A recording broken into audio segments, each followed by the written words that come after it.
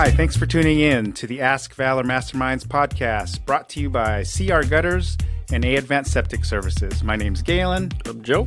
And we're coming at you from the BD Local Studios in Tacoma, Washington. Thanks for tuning in. Enjoy the podcast. Hi, everyone, and welcome to this episode of the Ask Valor Masterminds podcast, brought to you by A Advanced Septic Services and CR Gutters. My name is Galan.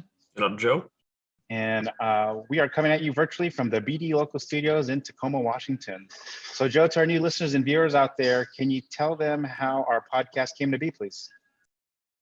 Absolutely. So it first started as a private Facebook group page where we wanted to bring just different businesses together to talk about topics related to business, ask questions, kind of share tips with each other to help each other's businesses grow and succeed. And we thought, what a better way than just to start a podcast where we bring on different guest speakers to talk about all different topics as it can relate to business, whether that's helping build a business, whether that's processes for a business, or whether that's even like today's thing is helping a business kind of with their physical state in their home office or at office to help them just produce better and produce more. Awesome. And we're excited for today's guest, Effie Cohen. So, Joe, can you give a quick introduction of our guest today? Yeah, absolutely. She's someone I actually met in a networking group based on the East Coast. And I'm like, this would be a cool topic to talk about. I kind of kid myself because my son's like, he's 18. He's like, who wants to learn about posture? And then I talked to someone else and they're like, I want to learn about posture. So it's just a cool guest to have on and just, I'm excited to get into it with her. Awesome. So thanks for being on. I know in the new normal, the next normal, the work from home culture, it's definitely important that someone should address. So we're glad to have you on. So Joe, our last podcast episode, we had Tina Moqueen on from Kindred Marketing. Mm-hmm. Really cool episode. So what was one of the takeaways that you had from our last episode? One of the things that she shared about is like a lot of people, when they come to work as part of a culture, they kind of leave themselves at the door. And she says it's more important that people invite their whole selves to work to foster an environment of belonging. So that make sure that they, just make sure that they belong in the business that they're in.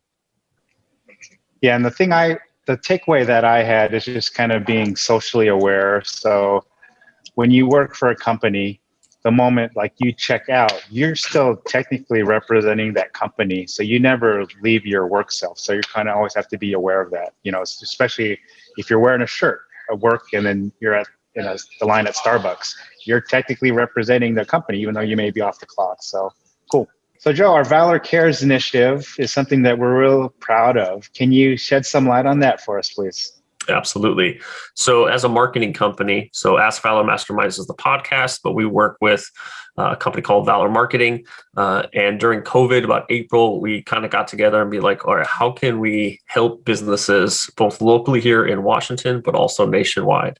So the easiest way for us to do that is we're like, all right, let's talk about building websites for businesses. A website is the foundation for every business. It represents them 24/7, whether it's an informational website or the selling website.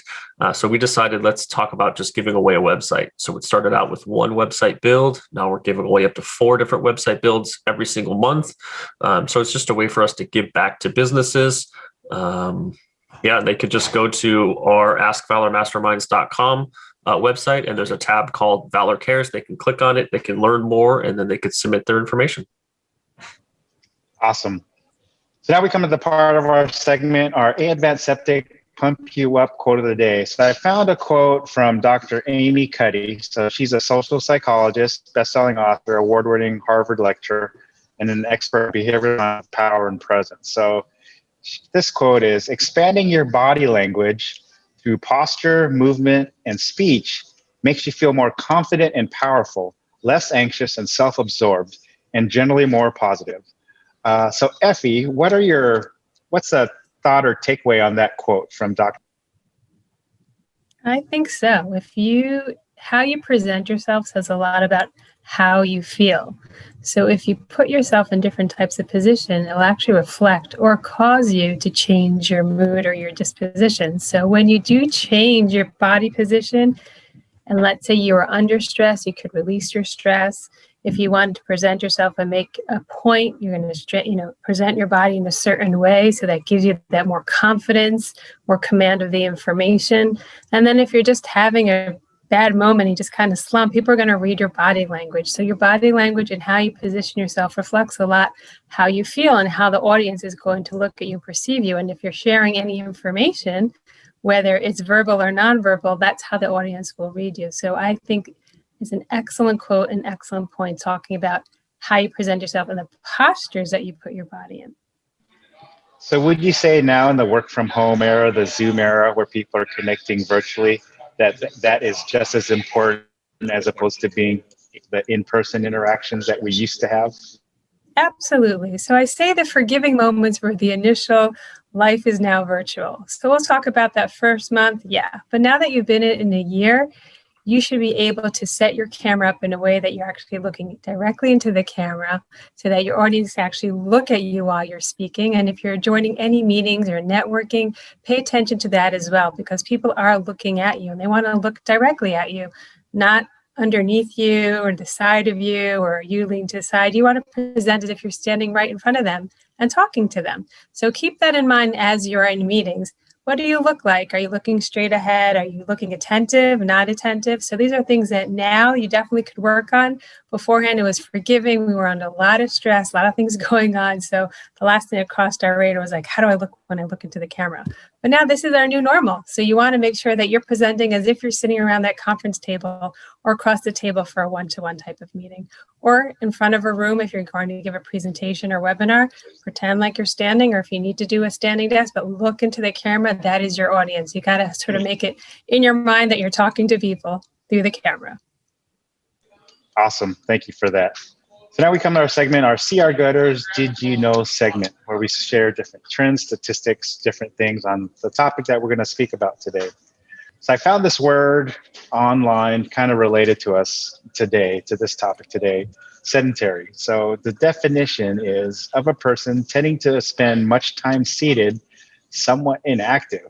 So to me, that sounds like a perfect Zoom workflow. You're sitting, you're not really active. The most active you may be looking at your phone, checking your social media feed, but not getting out. So that's the definition of that. One stat that you shared with me, 1 in 4 American adults spend more than 8 hours a day sitting. So Effie, with what you do, talk to us about that, 1 in 4. So are the 3 and 4, doing good things? Well, it could be just the nature of their work.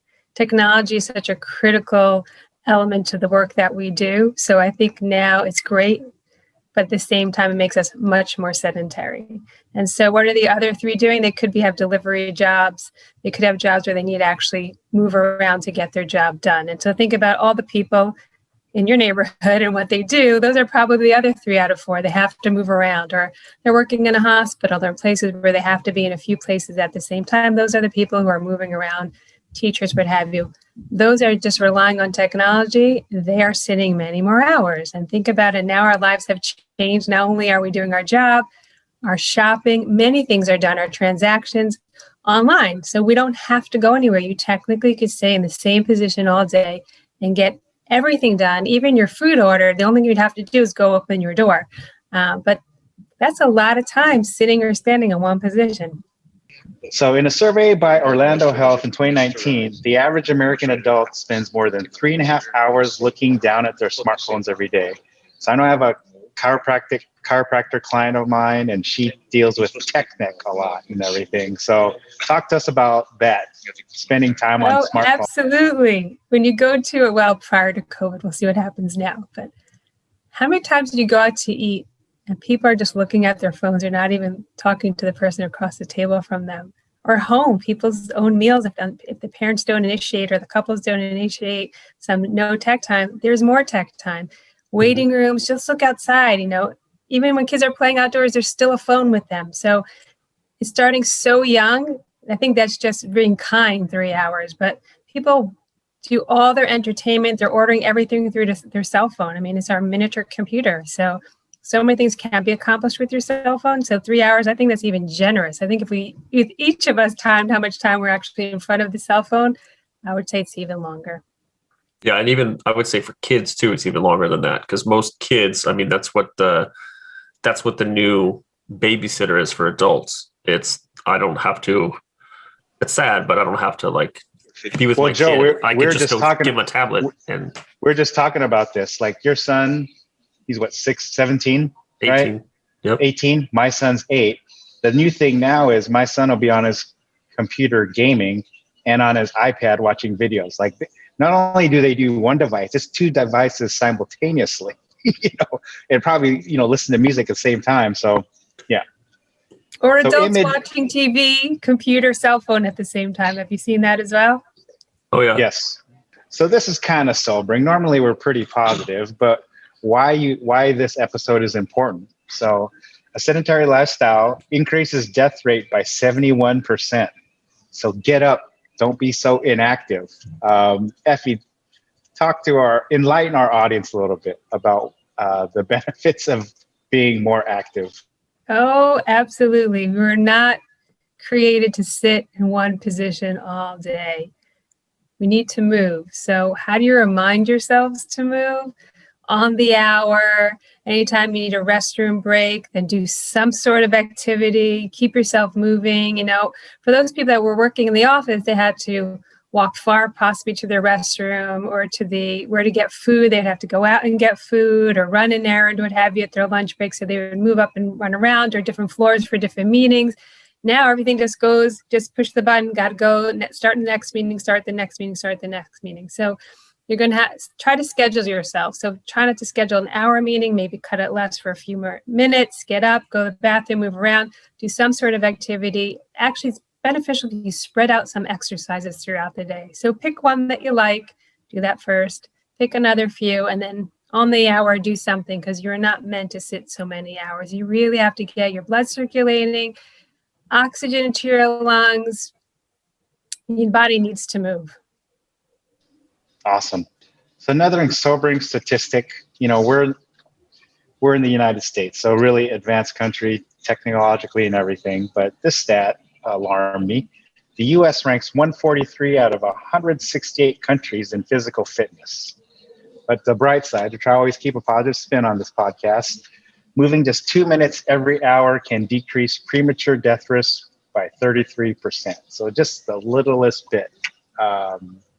So just every little bit matters. So yes, you do not have to do great big exercises. You just have to move something in your body. You don't want your circulation to get cut off somewhere, or any nerve feelings to sort of fall asleep in your legs. You don't want any of those feelings or joints to get tight. So any type of movement, even if you just stood up and sat down, or just wiggled your toes or moved your hands around, any type of movement to keep your body in motion, that is very helpful.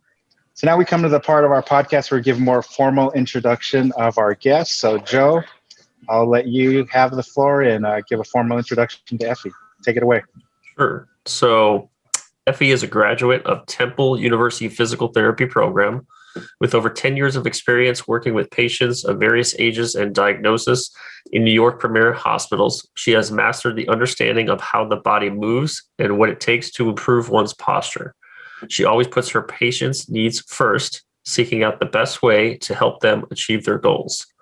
Her values education and keeps herself abreast of cutting-edge treatment and techniques. Some of her certifications include board-certified pediatrics clinical specialists, neurodevelopment treatment, and I'm not even going to pronounce this, but Scroth method, which we'll learn about in a second. She's currently working towards her certification in North American Institute of Orthopedic Manual Therapy. Say that 10 times fast. She's a member of the American Physical Therapy Association. So please, everyone, welcome Effie. So Effie, what is did I pronounce that right? Scroth method? Yes. Scroth method. It's a method that was started in Germany, say in the 20s, way back for people. And it involved individuals looking at the body from a 3-dimensional perspective. So this way you understand how your body moves. It doesn't move in 1 dimension or 2, it actually moves in 3. And so with that understanding, if somebody has a postural problem, or typically what we may call is scoliosis, which people have heard, it doesn't happen in just like you looking at yourself in the picture one-dimensionally. It happens three-dimensionally. So you have to understand how the body moves, so what you can do to try to untwist or change your posture to give yourself a better alignment. And that's kind of in a nutshell. So if you want to know how the body works, think of it this way. So when you just bend down and touch your toes, that's one way of moving. When you make a snow angel out to the side, that's another way of moving. And then just turning around, that's another plane of movement. And so what you want to do is sort of capture all those types of movement and understanding how your body moves. Nice. So one thing, the reason why I wanted to bring her on this podcast is because, one, I think what she offers is essential for not only people working in the office, but now people working at home.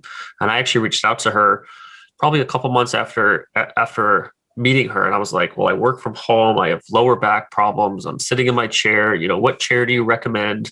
But she also mentioned, hey, why don't you just go out and get it's a foam, like you get if you're working out, one of those little pieces of foam. It's like 4 inches thick. You stand on it on one leg, helps with your balance. I actually bought one and I'm actually sitting on it right now. The other thing she suggested is when you're sitting at your desk, put your feet flat. So those are 2 tips that she shared with me. 1, I'm sitting on the foam. 2, my feet are flat right now. I catch myself all the time scrunching up my toes or sitting different ways. And then when I changed my posture, it actually changed my productivity while I'm working from home. So as we get started here, first question for you is, what are some lessons learned as an early entrepreneur? Sure. I think the first thing we learn is we're on 24/7. For those of us who used to have an employer, we worked, quote unquote, 9 to 5. I'm done. But when you're an entrepreneur and run your own business 24/7, it doesn't mean that you can't block out time for yourself, and you should, but technically you're running 24/7 with your ideas, whatever issues that you have. It's yours, you own it. So it's part of you all day and all night. So that's really, I think, a transition. Number 2, you become, if you're yourself, your own salesperson, but you're also going to learn other aspects of your business, which is really important. So whether you need to hire someone else to do different aspects of your business, it's critical to know those aspects, what's involved, how it works, how it runs, and then get the help that you need. You always want to know about each part of your business because it always contribute to your growth. And you're going to think about your growth. You're going to think, do you want to be a one-man, one-woman show, or do you actually want to grow in numbers? And that's going to be 2 different business models as well. So when you're in the entrepreneur adventure, everything is open to you, open to learning, and take it in from the people that you're meeting. I think another part of it, I'll say it's all about me, meaning you want to show yourself in all aspects of your business. And so take that time to discover yourself, who you are, and how you want what you want out of your business and the profession or the services or product that you are going to be selling to your clients. How are you involved in that process? So I would say those are the most important things as an entrepreneur. So this next question is one of my favorite questions we ask of all our guests, but what is the best piece of advice that you've been given? Welcome to the school of life. Everything that happens to you is a learning experience. There's no failure. You're just going to figure out what happened, assess it. And when you have success, think about another success that you could have. So this is the school of life. Keep learning. Just keep learning, taking it all in from people that you meet, free advice that they may give you or support that they may give you or not. Just taking all those experiences and learn from them and grow from them. Well, because we're a marketing company, why is marketing your business so important? Oh, absolutely. People need to know who you are, what you're offering, and why they need whatever you're offering. The only way you could do that is if you market it, because they're not going to find you coming to your door. Rare.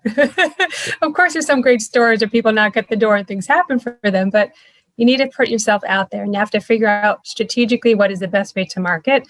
And again, I use the word strategically because it's not one uniform approach for everybody. It's going to be different for different people, depending on what their product and service is how many competitors there are. Is it something more novel to the market? And so there are different aspects you have to think about your business and look for a way that will work best for you and a good fit for you and for your product or service. So I want to really pick Effie's brain, the benefits of good posture. So obviously there's bad and good posture, but with our audience, we really want to maybe get some good tips. Joe shared a couple good game-changing tips, simple, but sometimes the simplest tips can make big differences in everything. Listed here on screen are just some of the benefits of better posture, and then we could kind of break apart different things and how you could help our audience. So reduce low back pain. Joe, you mentioned you had low back pain, and I remember driving long hours in the car, like you'd have back pain, I'd have back pain. Increased energy levels, good posture. Increased lung capacity. I want to hear a little bit more about that. Improved circulation and digestion.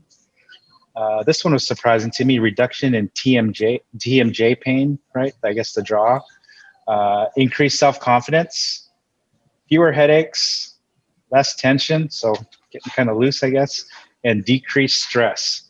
So out of these, for the people working from home, what are some of your key takeaways? What are the really big benefits? Is there one that stands over another in your mind? So I'll take a step back and just explain all those benefits that you listed. So think about it this way. Between your head and your hips, there's your digestive tract.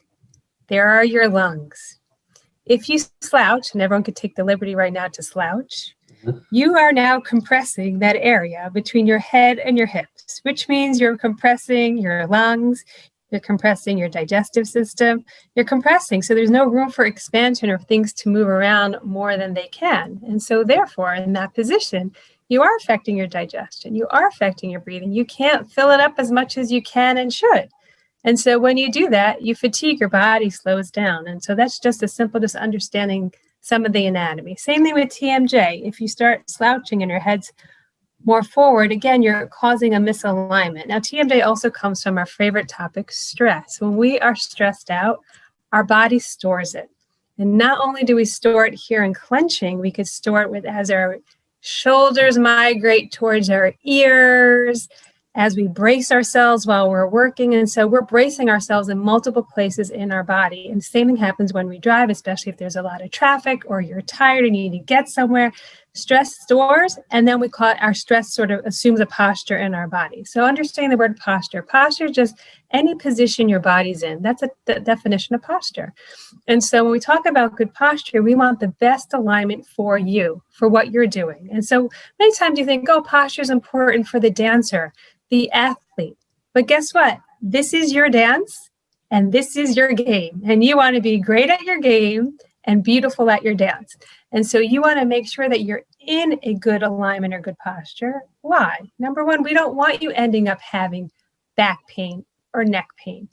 We want you to perform great on the golf course. Now, I'm only saying that because I'm speaking to you as individuals. Whatever you do after work, the posture you assume during the day affects what you do after work. So whether it's going to be a sport or a hobby, anything, those prone to injury are those with the poor posture during the day. And so you can't just get up out of 8 hours sitting at your desk and decide that you're going to look really great on the golf course. It kind of doesn't work that way. And so you want to be conscious of it during the day so that you can perform after work. Now we're going to talk about work, productivity. If you're going to be in a compressed position with decreased lung capacity, that causes fatigue. Poor posture causes fatigue. You just can't do as much work when you're in this type of position. When you open yourself up and sit up tall, you're much more productive. You're getting more air. You're feeling better. You're also reducing your stress because you're getting yourself out of those clenching positions, whether it's the TMJ, in your shoulders, your elbows, your wrists. You're getting yourself out of those positions or your back, and then you're able to do more. You're more fluid. You're able to do more. And so that's when we think about the importance of posture. It's in anything that you do. It's not just, again, for the dancers, athletes. You're performing your game and you're dancing, so we want you to do it the best you can. And of course, more energy all of a sudden, you can get more work done. Wow, I just got myself out of the position. And what Joe was talking about, every person is going to be different with the needs that they need in terms of a specific chair or specific desk. There's no universal magic out there.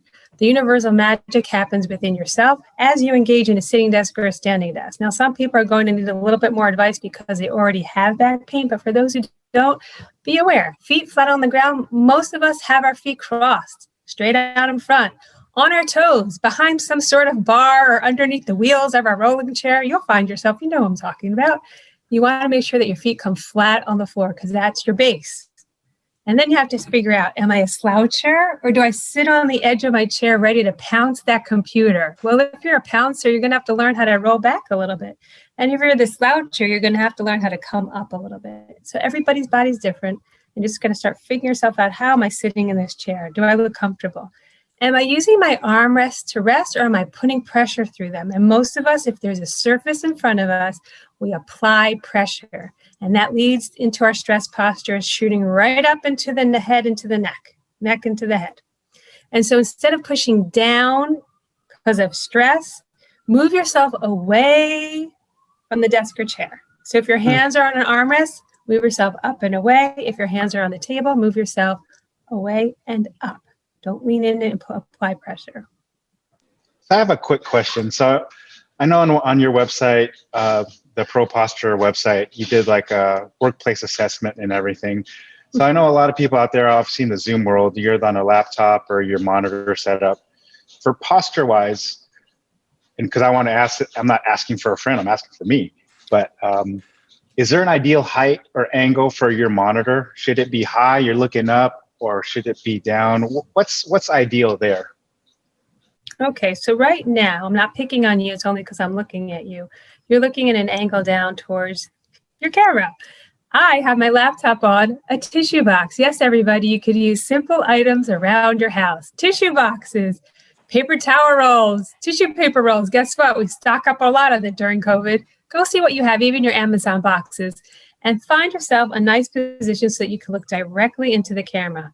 If you're looking down, that already tells you got to switch something. So an ideal height, when you're Zooming or doing a webinar or attending anything that's through the camera, you just want to have the ability to look straight into the camera. Now, I could also scan my screen. And so when you talk about the height of the monitor, you want to be able to look straight and scan with the eyes looking down, not turning your head down, but learning how to scan with your eyes. Now, for some people, it may be more difficult depending on the eyewear, if it's multifocal, if it's just reading, and that's going to be individual, what will work best for you. Some people have multiple pairs of glasses for a reason. Help them when they use the computer, help them while they're walking, help them while they're reading. So each person's going to have a little bit of a different perspective on how to use their glasses and a monitor. Now, you may want to play around with it. You have to just see also the types of program you're using and the documents.